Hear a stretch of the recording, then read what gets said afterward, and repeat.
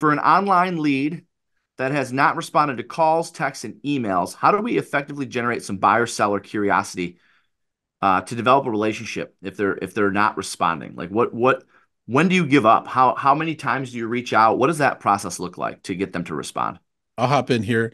Hmm. We follow the 3 by 3 by 3 by 3 that we teach here at Glover U. It's you call 3 times, text 3 times, and email 3 times, 3 times a day, and you do that for All three within days three in a days. row. So you Yeah. call, and I'll Mhm. even add a caveat to that, Jeff. And I actually when I teach this in prospecting boot camp, I add this into it, and I think it's a great idea. And this is a great tip for anybody here that's obviously calling leads. I call it the double tap, where you call someone the first time, the majority of the time they're not going to answer. Before you leave a message, hang up and call right back. 60% of the time they answer on the second call, because we're all inundated with spam calls. And ask yourself this question: how often do you answer the phone on the first call? I rarely do, but if I see someone calling a second time and they're like, Mhm. all right, this isn't a robo dialer, because robo dialers don't double tap. So Yep. I call. If they don't answer, hang up, call back again. If they Yep. don't answer, I send a text, I send an email, and then I do that. Let's say I did that in the morning, I do it midday, and then I do it in the afternoon. And if after following that 3 by 3 by 3 by 3, I just put them into my database and set them up on a drip, and then let my technology drip on them. Yeah, love that. Yeah, the double tap. I love that. That's a great technique. Absolutely will increase your answer rate. Same thing goes when you're prospecting any lead source. Call that call right away, back to back. Love that. Devontae, Dylan, anything you want to add to that? How do we get leads to engage if they're not responding? Yep. So one thing, of course, after our 10 a.m. meetings, our lender at Flagstar, he'll tell us about gift programs and things like that. So if Hmm. it's something that catches my attention that the lender says, I'll say, hey, if I can get you in a house with less than $1,000 down, is that something you want to hear more about?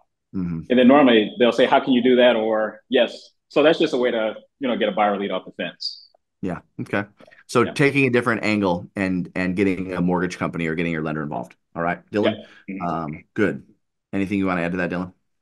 I think, I mean, I feel like they hit it on the nose, just trying to find value to re-engage. I guess, when I'm talking to a lead that maybe I don't know or already have a personal relationship with, I'm always trying to build rapport with one of the three quickest ways, which is something humorous, something heartwarming, or something that provides shock value. Hmm. So, like a market insight, that I can provide that I just learned from a convention that I just came from, Yeah. um, or a financing program like Devontae mentioned. Hmm. Um, Re-engaging with just those In a simple different value in a adds, I different think, way. is Yep. the method. Yep. I love that. So the 3 by 3 by 3, I saw that in the chat. 3 calls, 3 texts, 3 emails, all within 3 days. 3 calls, 3 texts, 3 emails. All, and now you're not doing them like back to back. You're not going to call, text, email, call, text. I mean, you're spreading them out.